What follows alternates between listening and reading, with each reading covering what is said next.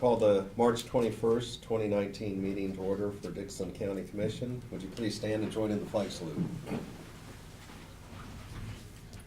I pledge allegiance to the flag of the United States of America and to the republic for which it stands, one nation, under God, indivisible, with liberty and justice for all.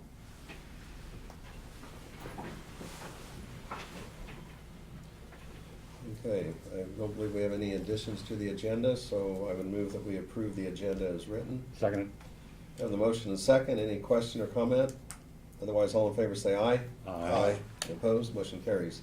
The consent agenda includes the minutes of March 14th meeting, the payroll of $400,937.57, wire payments, which are utilities, of $6,715.74, credit cards of $22,748.18, and capers, $44,350.14.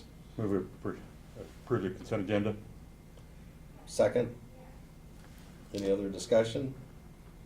All in favor say aye. Aye. Opposed? Motion carries. Craig? Nothing. Ron? Nothing. Okay.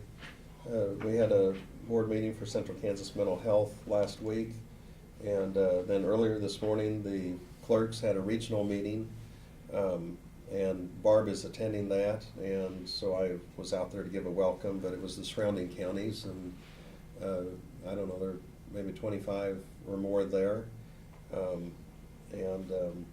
you know, certainly they do some fabulous work.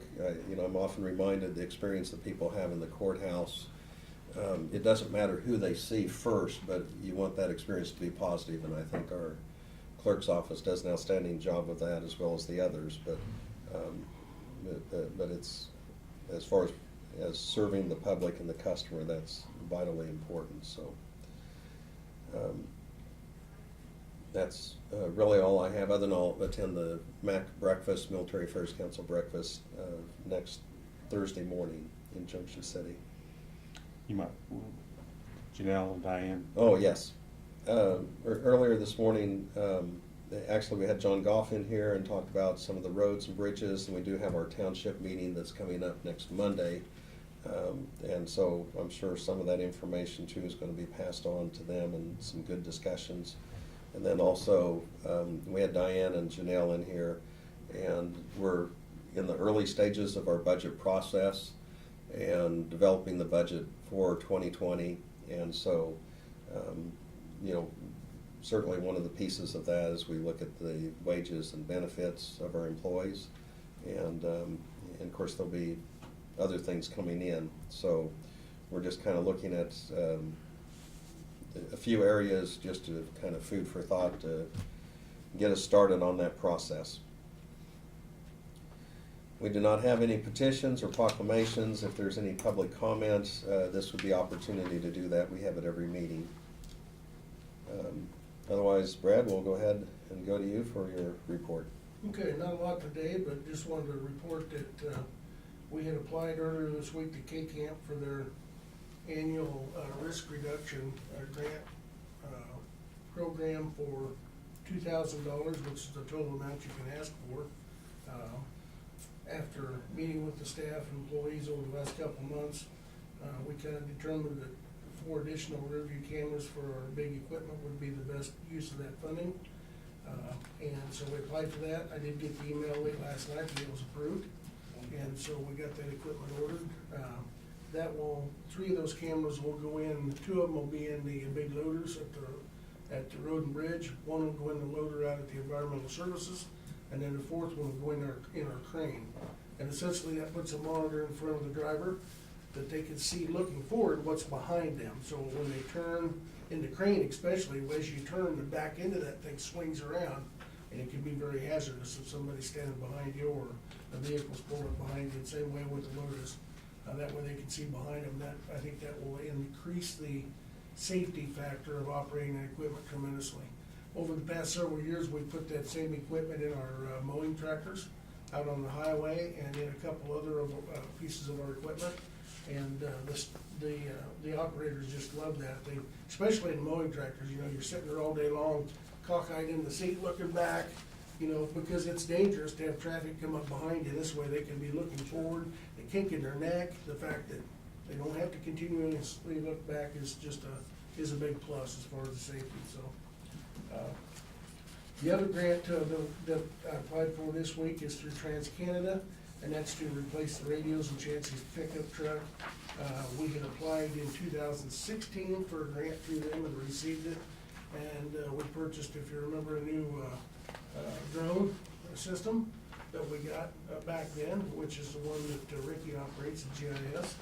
And we hadn't applied for anything from them for a while, so we thought, well, we'll apply for something that has a connection to the pipeline in a way. I mean, if they had a leak or any type of a negative incident, of course, Chancey would be involved in helping manage that and respond to that. So this will increase his communications abilities, not only to local responders, but other responders around the state that may be coming in from mutual aid. So we think there's a good nexus to the pipeline and the fact that that would be a good use. And so it takes 8 to 10 weeks to get a response back from them, so we'll keep our fingers crossed to see how that goes. And then, like Lynn mentioned, Monday night is the annual township meeting, and we have Jay Hall coming to speak to them about the responsibility of elected township board members. Jay is the legal counsel for the Kansas Association of Counties, and then we also have Norm Bowers, the area engineer, coming to talk to them about gravel road. So I think Garrett and Andrea are both RSVP'd to be there as far as elected officials, of course, you all, and so we should have a pretty decent evening set up for them to learn and be entertained, so. Good. That's all I've got. Okay. Did Doug have anything he shared with you that would need to be brought I up? have not heard from him, so he must have got tied up in court, so. Okay. We'll go ahead and move on to notices and communications, and the only thing I have here is we have our county news paper that we've received. Also, KDHE sends out a report anytime there's new permitting or renewal of permits, and we have 2 renewal of permits in Dixon County. One for Kim L. Garacki, that's down in Hope, Kansas. And this was a renewal of a permit for an existing facility of 85 head of mature dairy cattle, 27 head of cattle weighing less than 700 pounds. And there's no change as far as from the last permit. And then also Kelly and Christopher Bogart on their operation down in the south part of Dixon County. And there's an existing facility of 800 head, 400 animal units of cattle weighing 700 pounds or less. And so, and once again, there's no change on that since their last permit. Will there be any other notices of communications anybody has received?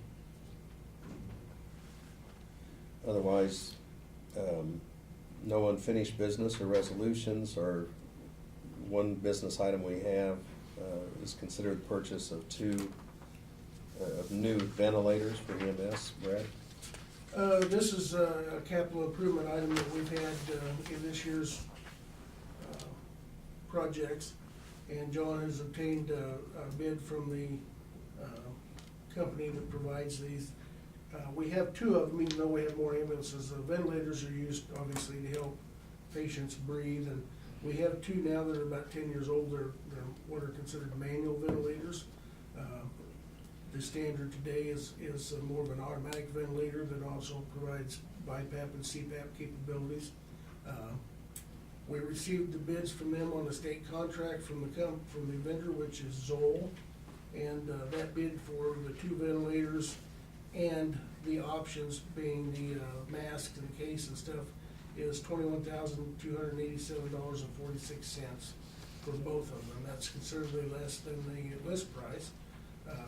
They also offered us the option to, if we wanted to take delivery now, pay half now and pay half in July of 20 at no interest or anything. We would like to take advantage of that simply because we've got enough expenses with the Tyler project this year. We have to put some equipment in the ambulances to give them that connectivity, that we can utilize a little bit of that capital money to do that, and then make the second half of the payment next year. So the funding would come from the capital improvement fund, which is there to do this, and,